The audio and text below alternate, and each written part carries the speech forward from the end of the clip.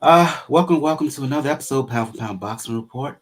Episode 449. I'm your host, Michael. Joining me this week, Gail from nyflights.com. Unfortunately, Daniel will not be with us this evening. So what's going on, Gail? Hey, what number episode is this? 449. Amazing. Um, Yeah, folks, that's 8 years of shows once a week. Do the math. it's Do up the there. math. For those who are new to Pound for Pound Box Report, Pound for Pound Box Report, live YouTube show, podcast, blog, site, etc., talking all things boxing. The motto is when boxing is good, we'll talk about it. When it's bad, we will talk about it. Bottom line is, if it concerns anything boxing related, it will get discussed. If you want to find out any and all information, the site is the place to go to, p4pboxreport.com. On the site, you'll find where to find us all over social media, links to the YouTube channel, Facebook, Twitter, IG page. Also, links to where to find Pound for Pound Box Report all over the podcast realm, be it Spotify, be it Anchor, Apple Podcasts, wherever you listen to your favorite podcast, you should be able to find the show. If you wish to contribute, be it $1, $2, uh, or more, we will be eternally grateful. Got Cash Me, PayPal donation links on the site. Last but certainly not least, but for my fitness enthusiasts who want to get their body right for the summer, please check out the link to Body, formerly known as Beach Body on Demand, Body, BODI, programs for any and all suitable fitness interests and goals. If you're looking for a boxing specific program, please check out 10 rounds, 6-week program consisting of 3 days of boxing based cardio, 2 days of um, resistance slash weight lifting. At the very least, take advantage of the 14-day trial, free trial, which runs throughout the year, and that is for 14 days. You get free access to any and all programs on Body. Let's get things going by recapping what was um, busy weekend, and let's start with the big fight that took place.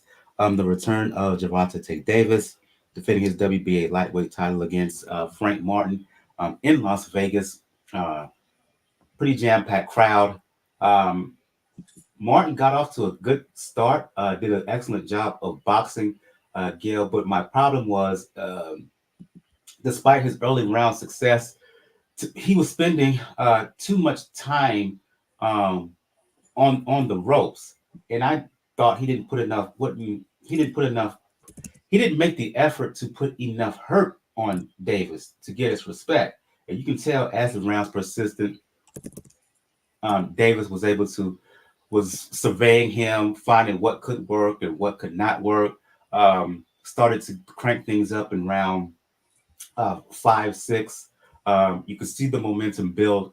And then in the 8th round, with Martin in the corner, uh, Tank caught him with a uppercut, hurt Martin. And then the thing about Tank Davis, uh, one, he has one-punch power. Two, he's an awesome finisher. And once he saw that Davis was hurt, he followed quickly with a straight left hand, put Martin down. The referee saw that he was really hurt and counted him out. So 8th round stoppage and win for Tank Davis. Your thoughts on his performance? And I want to talk future here because afterwards, the word on the street is that Davis is negotiating a bout with Vasyl Lomachenko. In the post-fight press conference, he was asked about Loma, and he said he'd whoop his ass, paraphrasing him, quote unquote, excuse me. Thoughts about his performance against Martin and what could be down the line, particularly if it involves what would be a unification bout with Vasyl Lomachenko. Well, after 14 months out of the ring and a lot of life lessons, it was a good performance by Tank. He started off slow, but he does tend to start off slow. So, how much of that was being out of the ring and inactivity, and how much was it just what he does? And the fight really went very much along the lines of the fight with Leo Santa Cruz, including the fight ending knockout. Tank was behind on the cards against Santa Cruz until he knocked him out. Tank was behind on all 3 cards when he knocked out Frank Martin. He counts on seizing that opportunity when presented to him, making sure that he executes and slams the door. And that is great when that opportunity comes to him. You have to start wondering, though, he's taking a bit of a gamble when he does that. Can he continue to do that through the rest of his career? Right now, he seems to have it in the bag. That's great. But I do think that he and Calvin Ford need to look very carefully and very clear-eyed at the fact that he lost a lot of rounds leading up to that 8th round. Now, it's a lot like, a fearsome knockout puncher like Deontay Wilder. You can lose every round until the round you get to the knockout, and it doesn't matter. It completely erases them all. But is this any sign that he should be concerned?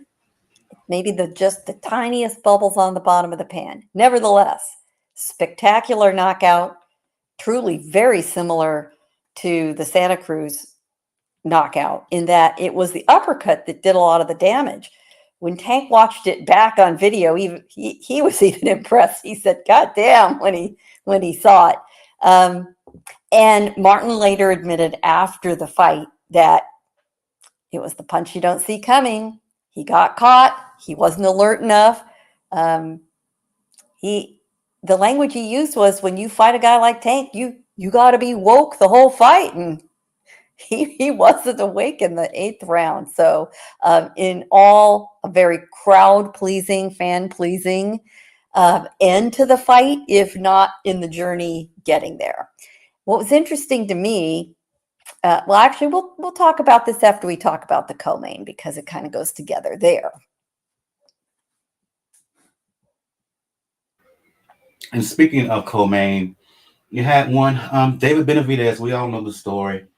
He's been pursuing a fight with undisputed super middleweight champion Canelo Alvarez.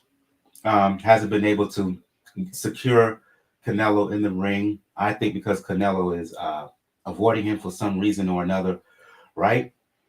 Anyway, Benavidez is not waiting on Alvarez for the time being, so he's moved up to 175. Fought former champion Oleksandr Gvozdyk for what was the WBC interim belt at 175. Tale of two halves, Gail. Benavidez got off to a really quick start, right?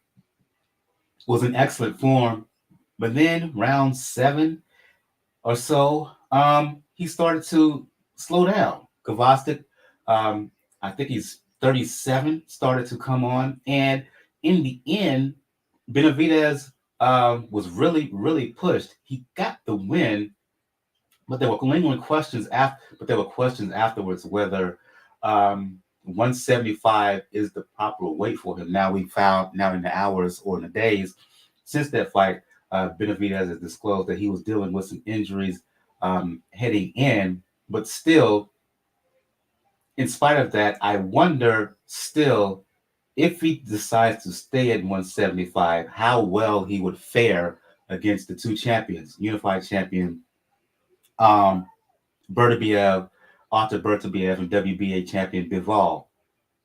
Based on what I've seen, even from the first half of this fight when he looked good, I don't know if he would beat either one of those champions at 175, Gail. He might, but not yet. He's still adjusting to the division, clearly. And we don't know how much those injuries affected him. Cut eye in sparring a couple weeks before the fight. At least one injured hand, bad tendon, and apparently the other hand also. Considering that, one of the scorecards was still 119 to 109 and another 117 to 111. That's a bit ridiculous in my opinion. Maybe Zachary Young's 116 to 112 is a little better. Clearly, Benavidez, kind of hit the pause button near the end of the fight. Kind of those 8, 9, 10 rounds. And Gvozdyk gave a very good account of himself, especially in the beginning of the fight. And throughout, he never gave up. He always tried to find a way to get to him, but Gvozdyk just doesn't have the power to keep a guy like Benavidez off him, particularly not at 37. Say what you will, though. I think Gvozdyk was in the best shape of his life. I mean, he looked good. His stamina was excellent.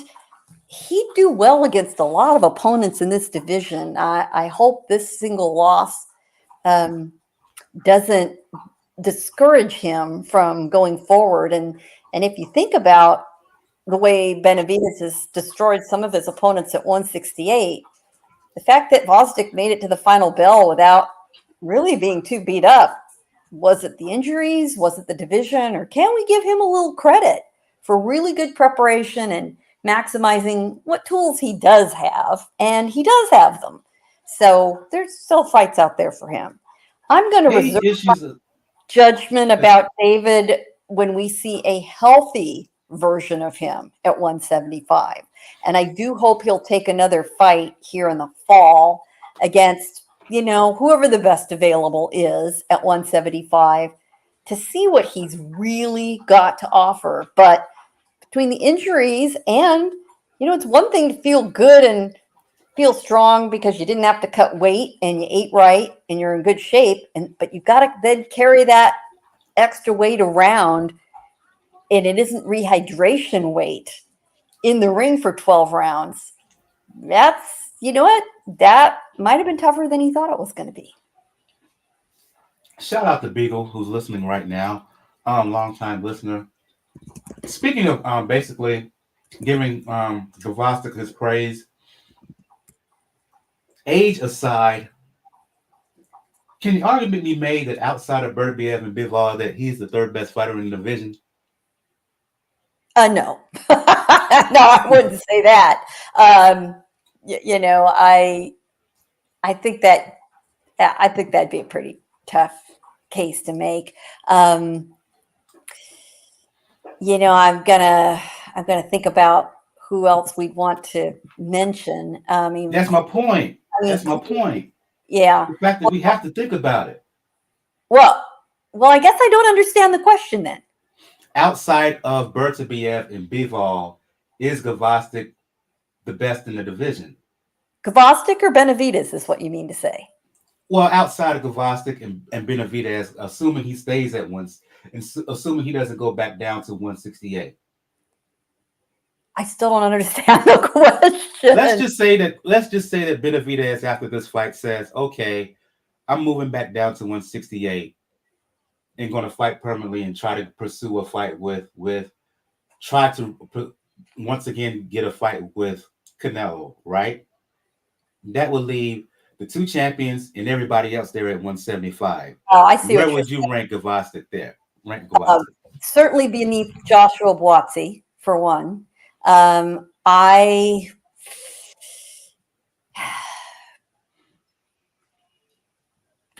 would rank Hot Rod Kalajic right there, up there. Gvozdyk,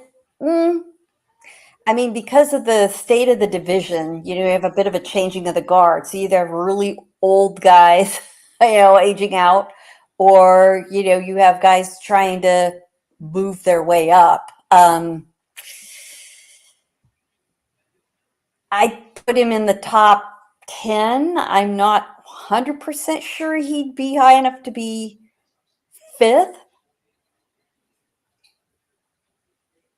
But I think you'd have to see what other rising star talent there is. And it's very possible that once you start seeing the older guard move out, you're going to see some of the 168s move up.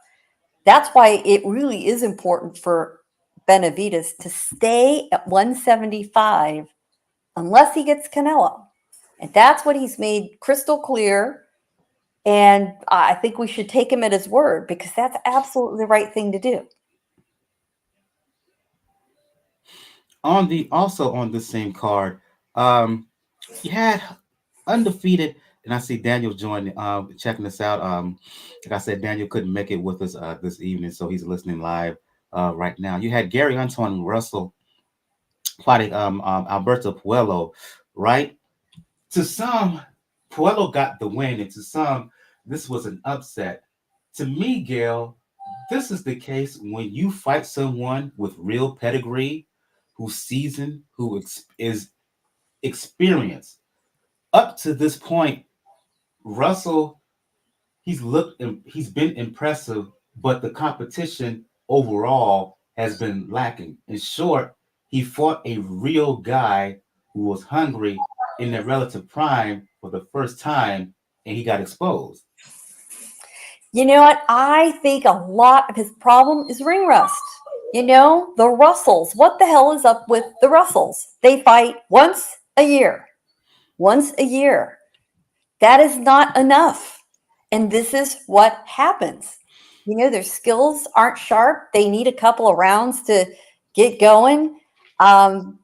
I do understand that family has faced a whole lot of adversity up and down the line, but you are still responsible for being ready to go and being ready to perform when you get up in the ring. And I agree, it was an upset.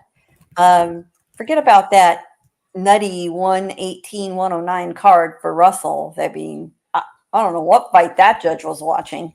The 115-112 and 114-113 cards for Puello were perfect. But the bottom line is activity matters. And even though Russell did have a fight last year, it was a 1-round fight. He has fought a single round in competition since July 2022. He took half the fight to warm up.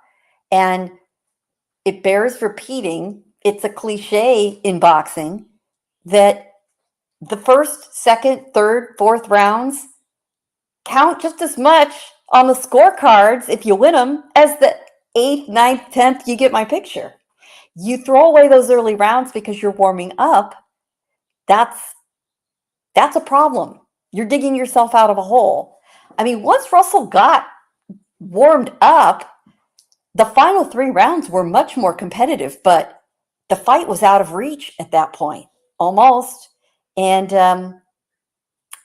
the other thing that was a big problem, and I don't know where it went, Russell has, up until Saturday, he was 17-0 with 17 knockouts. He came nowhere close to hurting Puello. Nowhere close, which is crazy. That's what I mean. That's what I mean by fighting a guy who's a seasoned with pedigree. You don't hurt those guys. You don't bowl them over the way you bowl over previous opponents. You don't unless you have sharpened all your skills. And if he thinks he's going to rely on a knockout punch, it's going to be a long night. Because, again, 1 round in the last 2 years. That's the problem. That was the problem for him. And it was not a very fun fight to watch. It was boring as hell. I do object to the fact that referee Alan Huggins docked Puello a point. So that could have swung the fight had it been any closer. Turned out it didn't matter. But he docked him for holding. He didn't warn him. He didn't tell him to knock it off. He just, in the 9th round, said, "Yep, there you go." So the right outcome was achieved, however, and it probably gives Puello an opportunity to fight one of the current champions, and it was intended to be the winner of the Liam Paro Subriel Matias fight. We all thought we knew who that opponent was going to be.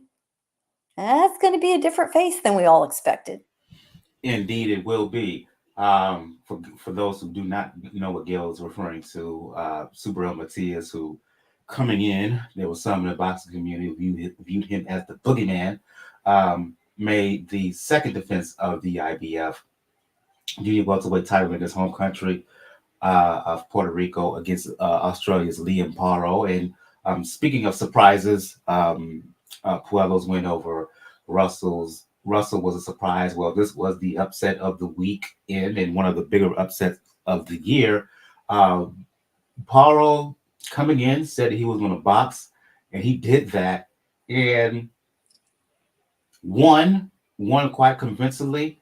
And to my surprise, the scorecards were fair on the up and up. He basically won 8-4 across the board when it comes to rounds. Uh, he established the tone. He established himself as the boss. Whenever Subriel Matias started to make a push, Paro responded right back. He was there to the end, and very, very fair decision. Uh, to some, it was to a lot of people. Like I said, it was an upset. But the thing about this was, speaking of getting exposed, um, when you are able to take Subriel Matias's punch, and when you're able to move on him, and you have a decent jab, and you're sturdy, and you have determination, you can outbox this guy, and that's what Paro did Saturday in Matias's home area, home country of Puerto Rico. Yep, he did. Let us, yeah, we're quick to criticize when judges get it wrong. We really are. Let us praise the judges in Puerto Rico on Saturday who did not let the roars of the crowd affect their judgment. They ignored them. They scored this fight correctly. It was 116, 111, 115, 112 twice. Again, we had a referee dock a point to Oh my gosh, he was more. terrible. The referee You in know, that fight, and he was terrible. I'm shocked that they used Luis Pavon, who's from Puerto Rico. You think that Paro's team would have objected to that, but you know what? Australians are tough. They probably just said, whatever, bring it, don't care. They're used to being road warriors. Um, and Paro did it. He did it the hard way. He won on the champion's turf, tens of thousands of miles from home, after winning a very definitive victory on the Haiti Prograis undercard, taking out Montana Love with ease, I might add, in the fall to earn this opportunity. You know, Matias started the fight like he always does. You just think he's maybe not heard the bell ring or something. He kind of just stands and observes his opponents. He just doesn't get going. You know, he throws a punch here or there, but you wonder if, you know, someone forgot to turn the on switch. I mean, I don't know. But then eventually he gets a few rounds in, and out of nowhere, he looks like a Tasmanian devil. He just comes like a bat out of hell, and he takes his opponents out. He often surprises them, catches them unaware. Every win before Saturday, just like with Russell on Matias's record, has been a stoppage until Saturday. He heard the final bell because Paro never let Matias get back into the fight. He brought the action. He kept coming forward, forward, forward. He never slowed down. He never let up. And Matias just didn't seem to really know what to do with him at all. Sometimes a fighter just wants it more. They are unwilling to yield. They are determined. And after the fight, Paro said, I have been through hell and back. I always said I'll go get carried out if need be. And said it was the hard work. It was the self-belief. I'm the hardest worker in the room. And God bless him. He took the test and he passed. And later, after the fight and the post-fight news conference, Matias said very humbly, credit to him, that he did his work well. And he said, it's kind of humiliating to lose at home. I'd prefer to lose away from home where everything's against you. But he said, excuses are for losers and I'm not going to make them. And good for him. I hope he learned something from this. Probably the most shocked person in the room, I couldn't help but feel bad for him, was Tito Trinidad, who was Trinidad. looking more and more horrified as the night went on, shouting instructions that were not going anywhere. I mean, but bless Paro. He really did earn it. Meant a hell of a lot to him. And he got it done. A determined, driven man fighter, because I don't want to be, I want to be gender neutral when talking about this, since we are talking boxing here. A determined, driven fighter is a dangerous fighter, and that's what we saw uh, uh, last Saturday. To Gale's point, Australians fighters, say what you want about them, but they're tough. The You tough, ain't scared. like the bottom of a shoe, man. And I will say this, sometimes the expectations, on the other side for the guy expected to win really affect them more than they realize. This was this big homecoming that Matias had dreamed about forever. And, there's some of his, boyhood heroes sitting there in the audience, cheering him on. And that's a lot. That's a lot. And sometimes you're not prepared for it. That might have contributed a little bit too. And if it did, he will learn from it. He's far from done. It's his first loss. As poor a performance, unfortunately, as he put on, we, as the people who observe and talk about this, need to make it clear that a loss doesn't have to be fatal. It's one fight in a career. It's one moment. So let's see where he goes forward. The other person that was really shell-shocked is the guy who had just signed him thinking he had a big star in the making, Eddie Hearn. I mean, poor Eddie. Eddie's been kicked around a lot lately. Man, look, talk about being on a loser streak, giving it 5.5, and now this. I'll give it to him. He's pretty gracious in defeat. He always credits the guy who won. He really did. And hey, they made the matchup. So, what can he say? I am very, very interested to see what happens with Paro. And his mandatory is Richardson Hitchens. And the IBF is very strict about mandatories, as we know. And the truth is, if Paro can stage that fight in Australia and Hitchens is willing, that is a massive fight there. Massive. Hitchens will get by far a bigger purse if he's willing to travel.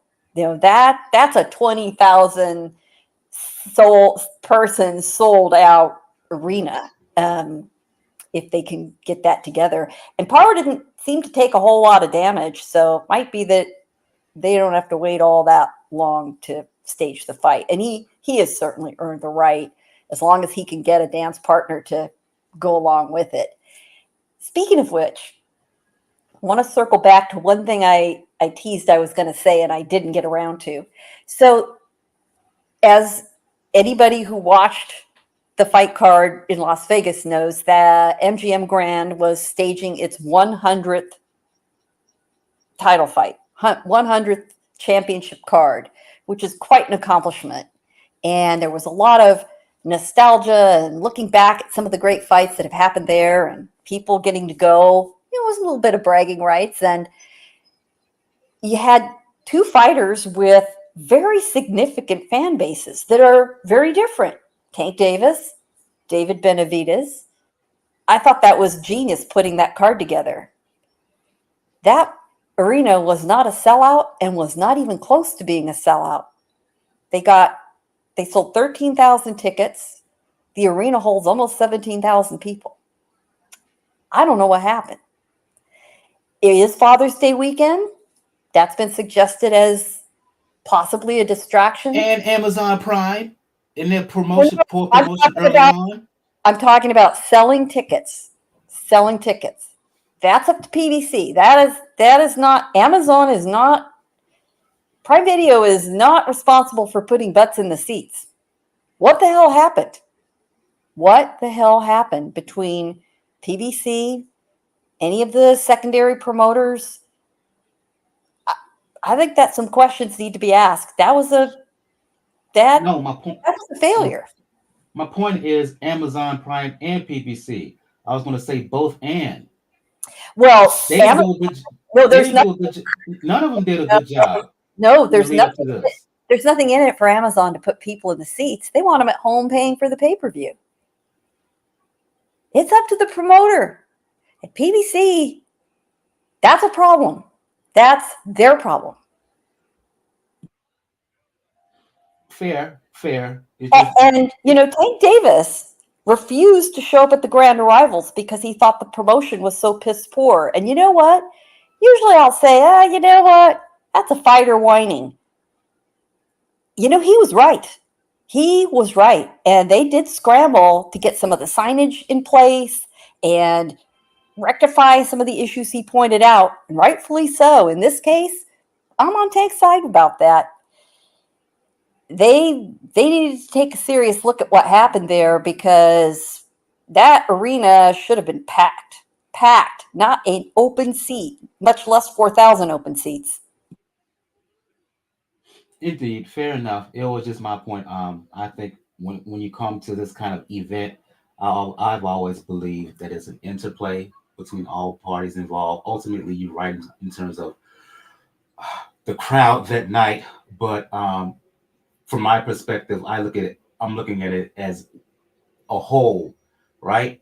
WHOLE, and I just think from that Yeah, part, I, everything failed. I, Everything failed. I grant you that. And I'll tell you this. I use ppv.com, which is very easy to use. The stream's good. You've got a few extras if you like that. And I support the fact that they are supporting some of the, um, more reputable colleagues of ours, people who really know what they're doing, when you've got the Lance Puckmeyers and the Dan Canobios and Jim Lampleys attached to it. It's all good. But I'll tell you what, trying to even find it on Prime Video to buy, that's a problem. A lot of people are still not used to going around their favorite Amazon entertainment programs to find sports. I didn't see a whole lot of cross promotion. If you knew exactly where to go, okay, yeah, sure. I saw a whole lot more promotion on PPV than I did Prime Video, and I'm just not sure about their commitment to this. It does concern me. Speaking of things that were head scratching, um, let's talk about the rematch between Chris Billam-Smith and Richard Riakporhe. Billam-Smith, his last time out, won the WBO cruiserweight belt, defeating Lawrence Okoli. His first title defense was a rematch against Riakporhe. They fought a few years ago with Riakporhe winning by decision. I expected um, a this rematch to be entertaining. It was not. I am still puzzled by the performance of Riakporhe. He didn't fight with any real sense of urgency until very, very late, and at that point, it was too little, too late. Billam-Smith, to his credit, did a good job, a decent job of boxing, right? But again, for me, I expected a lot more from Riakporhe. It was like he was in a daze. I just don't understand his plan of operation. I didn't understand what he was doing for the first 2/3 of that fight. I'm not going to say he gave the fight away to Billam-Smith, but his effort was really, really disappointing. Well, it is a rematch that, there have been 5 years between fights. So they are very different fighters. And unfortunately, Riakporhe just hadn't really, changed his game a whole lot, other than being a very good power puncher. Billam-Smith has definitely improved his craft quite a bit. I would say, both guys, if you're putting them side by side, who has added the more tools to the toolkit, it's definitely been Billam-Smith. And he needed to, because he lost the first fight. He knew exactly what to do with Riakporhe. He handcuffed him. It was ugly at times. There was a lot of holding, but Billam-Smith just denied Riakporhe setting up any power punching. He was very good at not letting him get set. He wouldn't let him set his feet. He kept him either moving or held. He had a perfect game plan. He had the speed to execute it, to prevent him from getting any of the shots off. And while it wasn't thrilling or aesthetically pleasing, what's going to matter is Billam-Smith got the win, got the revenge, got the record is evened up, and it opens up the potential for unification fights against some of the top guys. Good for him. Hopefully Riakporhe will learn something from this and figure out, where he got handcuffed and how it happened. And it was really Riakporhe who was doing a lot of the holding early. But he just couldn't execute. Round 5 was kind of his best round. He did manage to land a good right hook on Billam-Smith, but Billam-Smith kept moving, kept it together, and then he turned around and returned the favor. He spun Riakporhe around, I think in the 8th round, with an uppercut. And then in that series of rounds, 8, 9, 10, those were the most enjoyable to watch if you were still hanging around by that point and watching, because the fight was really a grind, frankly. And Riakporhe, was kind of the theme of the weekend. He got docked a point in the final round, but by then he was really far behind. It just, it was just sort of adding insult to injury to have that happen. Billam-Smith, even though, wasn't too pretty, good for him. He got the job done. And again, another sort of old wives' tale of boxing is that somebody, after they win a title, fights 10% better, has the wind beneath their wings, if you will. And maybe that added to making the difference, that Billam-Smith now comes in there with the confidence of a champion, and that can be the edge in a real close matchup. And afterwards, to your point, Gail, there's talk of unification. Billam-Smith mentioned WBA champion Zurdo Ramirez and now 2-time IBF champion Jai Opetaia. Zurdo is the better option as far as I'm concerned, because I don't see anybody at cruiserweight beating Opetaia. If that fight between Smith and Zurdo, what happened, more than likely will be in England. In my opinion, it'll be more entertaining than what we saw in this rematch. Quickly, your thoughts on it has to be fight between Billam-Smith and Zurdo. How can it not? Yeah, Zurdo is, he's a Mexican, for God's sakes. We all know how that goes. I think Zurdo will be very dangerous, honestly. I think that is going to be a far more challenging fight for Billam-Smith. And Zurdo has looked really good at cruiserweight. I'm very intrigued by that matchup. I agree with you. Opetaia is the class of the division. He is an absolute steam train. And unless he makes a huge mistake, he's injured, he's ill, I just don't see anybody currently beating him. I do think that Ramirez might be competitive, especially if they decide to make it a firefight if he fights Opetaia. But I don't think he'd win, and I certainly wouldn't advise anybody to bet their hard-earned money on it. But it'd be fun. But against Billam-Smith, I think that's a lot more even fight. Props to both of them if they decide to take it. And I would look forward to that. Unlike what we just saw this weekend, I think we'd be in for a very competitive, action-packed fight. And let's just leave it at that. Let's get some news here. And news involving one Mayweather Promotions, as Leonard they announced some changes. The main change, of course, Leonard Ellerbe stepping down as CEO of Mayweather Promotions, going to be replaced by Richard Schaefer.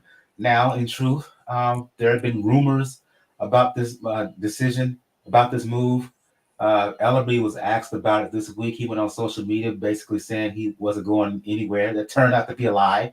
As over the week, over the weekend, it was announced that Ellerbe is going to be stepping down. Your reaction to this news, the stepping down of Ellerbe as CEO and being replaced by Richard Schaefer, and what does it spell for the future of Mayweather Promotions? I'm not sure why this was such big news, honestly. I guess it came as a shock to people, but I said we've been heard been news been dangling through the tea leaves in these boxing streets for a good while now. Absolutely, because this has mostly to do with the relationship that's deteriorated fairly badly between Mayweather and his one-time protege Gervonta Davis. That's And right. that's what it's all about.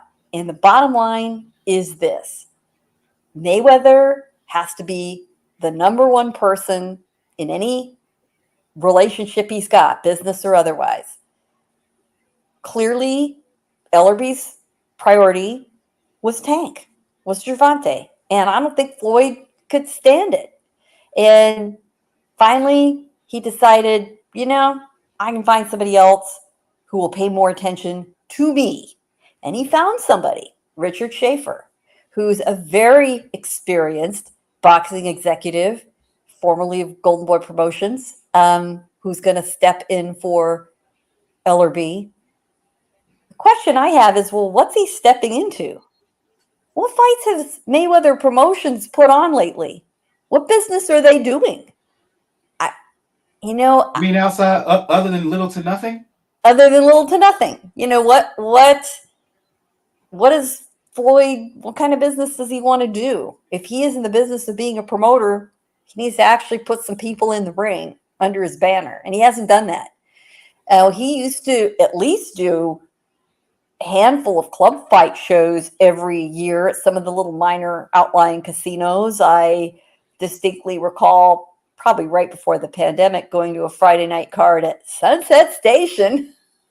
It's a club fight. It was a good time. There is absolutely a role for that. And especially in the Vegas market, they need to do some more of the low level shows like we have every weekend up to our ears in Southern California, and that you're starting to see in Florida, led by Pro Box, and their aggressive move into sort of the prospect club show fights, which have been very good. Um, Red Owl Boxing as well. Floyd, hopefully, with some new perspective brought by Schaefer, maybe he gets back into business, and maybe down the line, this turns out to be a blessing in disguise. I think that he was just stalled, you know, just treading water. Um, Leonard was trying not to take sides, was trying to do business with both, stay cordial with both, give attention to both. But if Floyd thought, well, I'm not getting enough attention and enough work from Leonard. Well, there was nothing for Leonard to work on or do. You weren't doing anything. He was busy with Tank. Tank is, the center of a lot of boxing attention. So that's how they decided to handle it. That's fine. I don't think it's going to bother Leonard all that much. He didn't seem to take it too hard. He said, sometimes people just want you to choose sides. He had refused to do that, so Floyd decided he'd choose for him. There you Let's go. face it. Let's face it. Floyd struck gold when he signed Tank early in his career. Um, Tank became a star, but you were nice about saying this. Let's face it. The problem with Floyd is that he can be selfish and is extremely self-centered and vain. Notice all those years when Tank and Floyd were together. Yes, Floyd helped make Tank a star, but whenever Tank was being interviewed or Floyd was in and around the picture, one, he always had to put himself in the center of the picture, and he always talked about what he had done. Anytime someone talks about themselves in the third person, that's not good. And Floyd has a habit of doing that all the time. Well, Michael Jordan used to And do it too, so. and it wasn't good, and it wasn't good for him either. But he was able to get away with it. But he was a better person, better personality, more lovable. Floyd ain't. Well, And it got to a point where Floyd outgrew Mayweather Promotions. Floyd doesn't necessarily like that, and so when things when the relationship started to part ways, it has really parted ways, right? And Floyd does not have anyone near the star power of Tank in his current roster. Hopefully, what Schaefer can do is one, get a better and deeper talent pool over to Mayweather Promotions, because that's what Floyd needs, and Floyd needs to cut down on the ego. He needs That to cut he that needs is to cut never down on the happened. ego, which is going to be difficult, but because let's face it, Floyd is a bit of a narcissist. No bit to it, he is, right? And because of that, let's just put it that way. Floyd is a narcissist, and it's going to be. I find it's going to be real difficult, the future of Mayweather Promotions, the way it's presently constructed, unless Floyd can sit back, let Schaefer really do the work to improve Mayweather Promotions inside out. If he can, if Schaefer can get out here and get some of these younger fighters, up and coming fighters, because let's face it, there's a lot of up and coming prospects that's been talked about. 2023, 2024 has been a really good year for the sport, not at the world championship level, but at the contender prospect level as well. You've written about it for NY Fights. We've talked about it here on this podcast. But yeah, there needs to be a deconstruction and a reconstruction to Mayweather Promotion, and the key is, will Mayweather let it happen? If he Well, doesn't, and he the has to promotional company's in trouble. The well, future he of has it to is. decide whether he's really interested. Honestly, he maybe this era has passed for him, and he wants to focus on some other things. There's no In reason. a sense, it has, but he doesn't think so. Well, we're going to find out. And if anyone can make a go of it, it will be Richard Schaefer. No question about it. He knows what he should do. I don't think, Schaefer's Schaefer had to deal with Oscar all that time. And all great fighters have big egos. And when their careers end and that spotlight isn't quite as bright on them as it used to be, I mean, Oscar himself has been very candid about how difficult he found it to deal with. And clearly The, Floyd is too. the fact that this dude is still doing exhibitions, pimping folks for money and bragging about it, instead of doing the real grunt work behind the scenes, building up Mayweather Promotions, that's a problem. Well, he can make more money on the silly exhibitions because people are still buying that stuff. They're still interested. So I can't say I blame him for it. You lose your credibility as a real promoter, though. That's my problem. That's the issue. Well, I think he sees them as two separate roles entirely. And the truth is, if he can make that kind of money doing these ridiculous exhibitions, if that's bringing in the money he needs to run a decent promotional operation, I understand why he would do it. If he is investing it back in the business, because it is very hard if your only business model is the prospects. I mean, any of these smaller promoters will tell you how hard that is when you don't have, clear stars. You've got to work very hard to carve out your fan base, and it can be done. Star Boxing in New York has done it. Thompson Boxing, now called CBN in Southern California, has done it. But it's not easy. You do have to focus. Man. No. Look, given the signing of Jerron Boots Ennis to Matchroom, if Mayweather was really tending to business, given the success of Tank, that should have been a Mayweather signing, not Matchroom. Well, I would agree with that. But, yeah.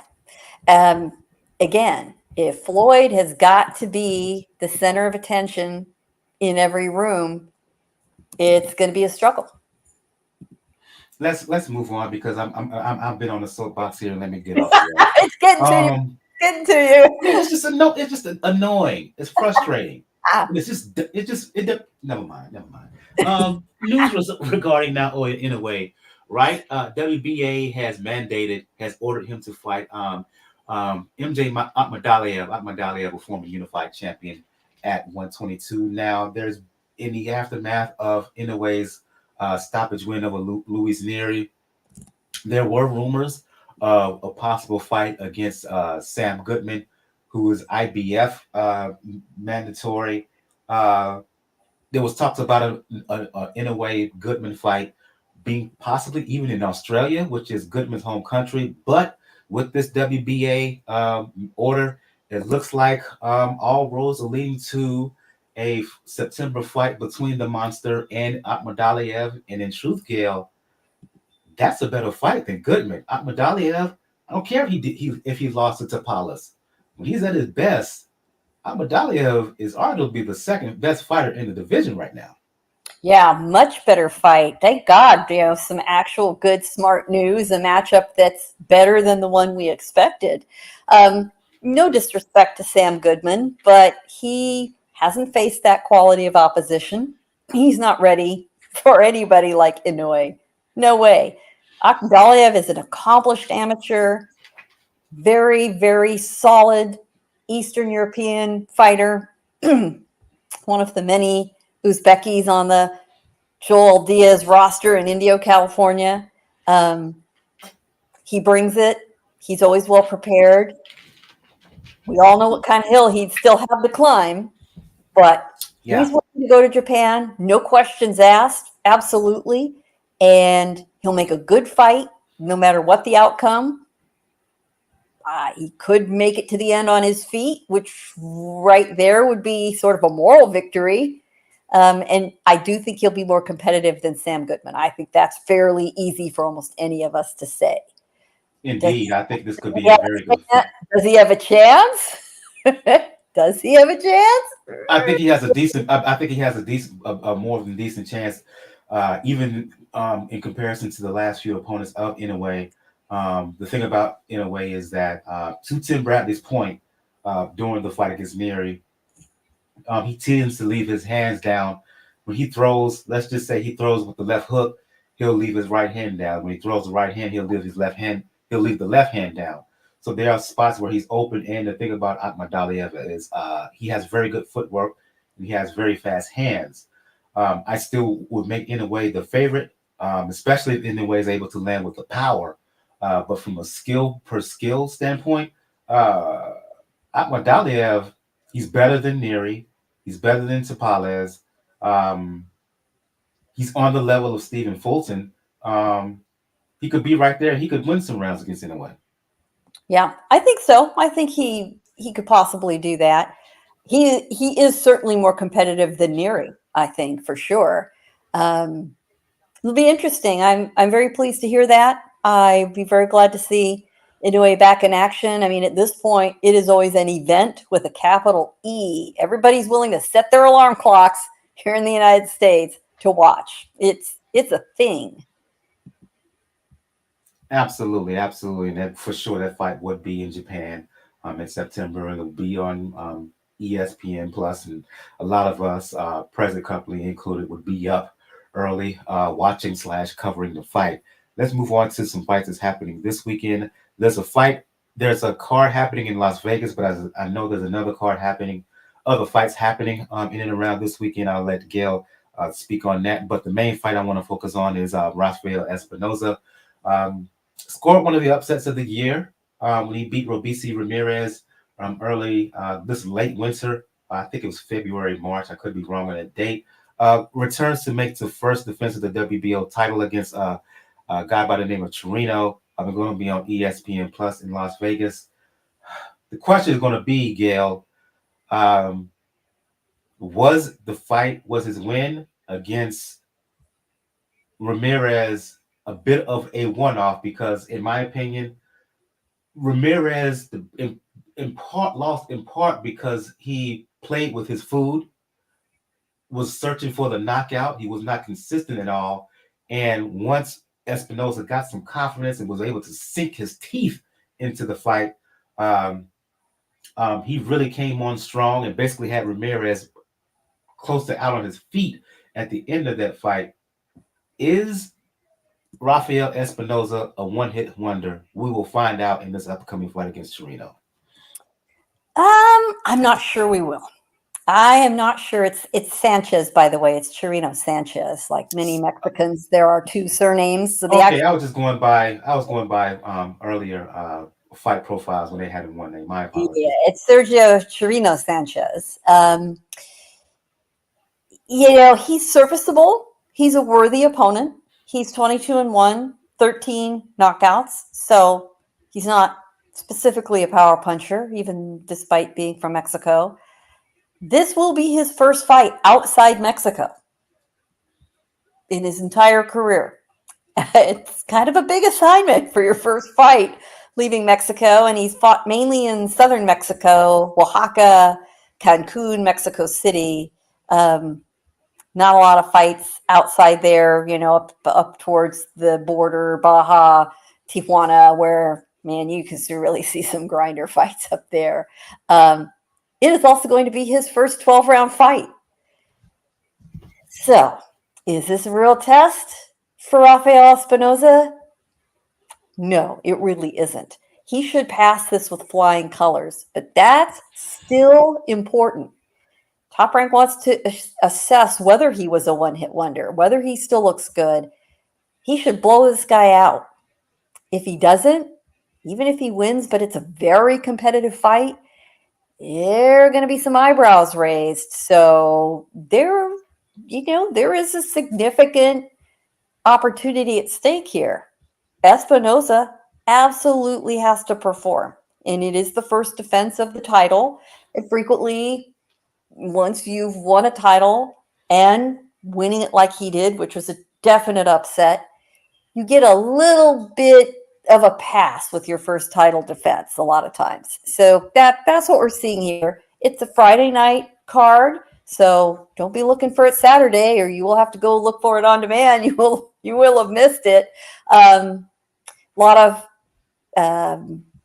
Top Rank's prospects, as usual, are on the card. It's a local card in Las Vegas at the fairly new venue at the Fontainebleau Hotel, which is awfully nice. You're going to see Troy Isley.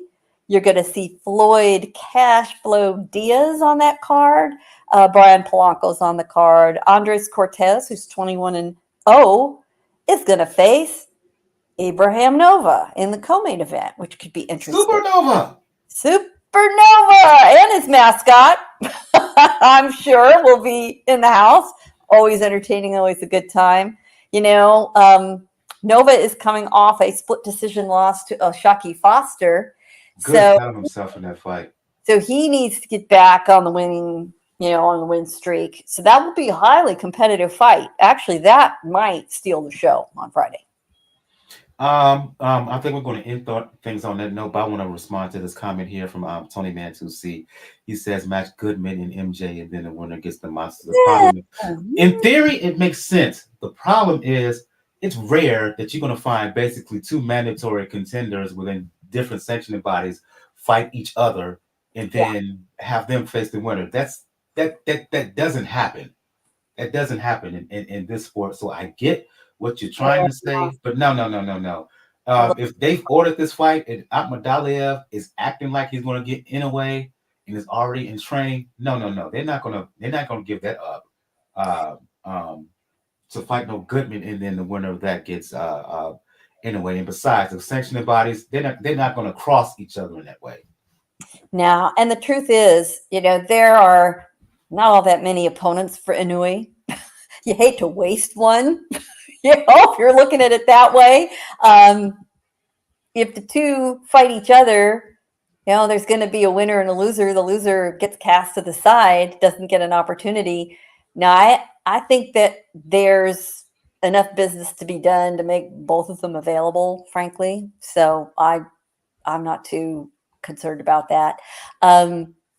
For those also looking on the schedule, it is a really light schedule this weekend in general, and it's really light on Saturday, but there is a card from Birmingham, England on DAZN, mostly British domestic competition, but some names you will know. Felix Cash, the undefeated middleweight, is going to fight for a European middleweight title as the main event on that card. Shannon Ryan is going to fight for British super flyweight titles against the undefeated Emma Dolan on that card.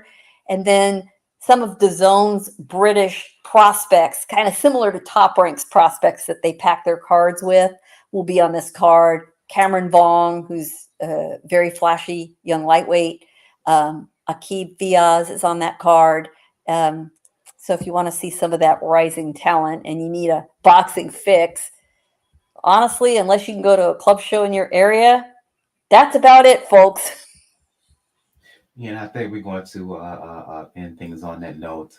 As I said at the very beginning of the show, Daniel would not be able to make it this evening. He's actually in the chat right now. For those who want to talk boxing, pro wrestling, the NBA, especially when it comes to Miami Heat. And this episode is being recorded right now at the same time as Game 5 of the NBA Finals. So for those who want to talk boxing, the NBA, pro wrestling with Daniel, you can do so.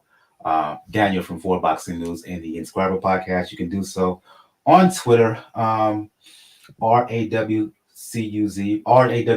excuse me, Raucus99 on Twitter. Let me repeat that again, Raucus99 on Twitter. For Gail from nyfights.com. For those who want to talk all things boxing, let the folks know where they can find you. Easy. nyfights.com is where you find my work. I'm on the social media channels as PR Pro San Diego. And I do encourage you to read a long piece that I posted last week, which examines the potential for the Saudis to create some kind of big Saudi live boxing league, the pros, the cons, and the fine print that we should all be looking at and the questions we should all be asking about that. Indeed. So look forward to, please check that out over on nyfights.com. For those who want to talk boxing, music, fitness, you know what it is with me on Twitter, Brother JR at Brother JR76. For those who want to talk boxing, music, fitness, and fragrance, you can do so on IG and TikTok at Brother JRSC. On the next episode, we will have a recap of that Vegas card on ESPN Plus on June 21st, headlined by Rafael Espinoza defending the WBO featherweight title again against Sergio Chirino. If Espinoza wins, could a fight with Shushu Carrington be next? Yeah, leave that teaser out there for you.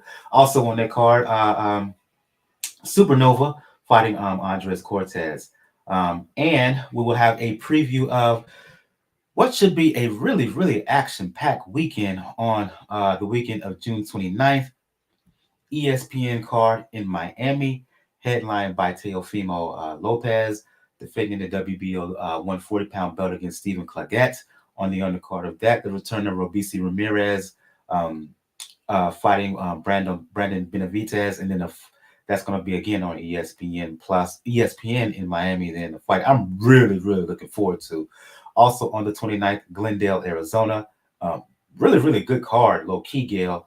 Headlined by the fight between Gallo Estrada, Jesse Bam Rodriguez, the old guard versus the new school, if you will, old school versus new school. Well, that is Estrada. Most of us are drooling over. We cannot wait to see that card. Absolutely, absolutely. Estrada defending the WBC junior bantamweight title. Bam Rodriguez, former WBC champion, went down to become unified champion at 112, is moving back up to 115. Also on the undercard,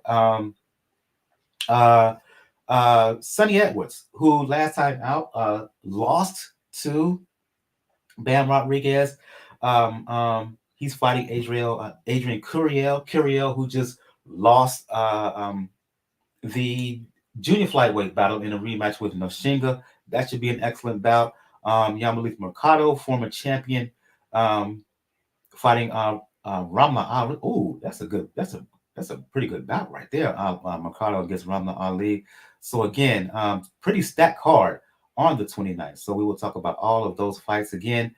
For Gail of nyfights.com, I want to thank everybody who joined us in the chat. Beagle, Tony Man 2C, Daniel, Nanda, for Gail from nyfights.com. I'm your host, Michael. This has been episode 449 of Pound for Pound Box Report. Rather quick episode, minus my 15-minute rant about Floyd Mayweather. But besides that, again, episode 449 of Pound for Pound Box Report. We'll see you next time. Everyone have a good evening. Good night.